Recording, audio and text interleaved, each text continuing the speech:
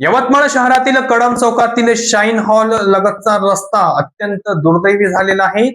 यवतमाळ शहरातील प्रभाग क्रमांक 14 अंतर्गत येणाऱ्या कळंब चौक परिसरात शाहीन सामाजिक हॉल लगतचा रहिवासी रस्ता सध्या अत्यंत दयनीय अवस्थेत आहे. हा रस्ता उखडलेला असून त्यावर पडलेले मोठे खड्डे, बांधकाम साहित्य आणि साचलेल्या नालीच्या पाण्यामुळे नागरिकांचे येणे जाणे दुरापास्त झालेले आहेत. रस्त्याच्या दुरावस्थेमुळे हा रस्ता जणू बंद झाल्यासारखी परिस्थिती निर्माण झाली आहे. रस्ता अरुंद असल्याने त्यावर सेंट्रिंगचे साहित्य व बांधकामाचा रोडा पसरल्याने पाचाऱ्याने जीव मुठीत धरून मार्ग काढावा लागतो.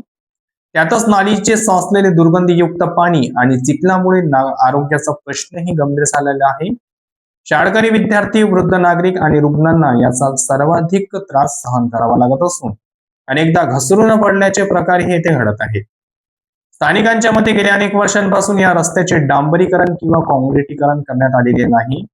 प्रभाग क्रमांक 14 मधील नगरसेवक आणि नगर परिषद प्रशासनाने वारंवार तक्रार करूनही याकडे सोयीस्कर दुर्लक्ष केल्याचा आरोप नागरिकांनी केला आहे. या परिसरातील सामाजिक कार्यकर्ते शेख अकबर एहतेमाश अहमद यांच्यासह संतप्त नागरिकांनी प्रशासनाला तातडीने जाग घेण्याची मागणी केली आहे.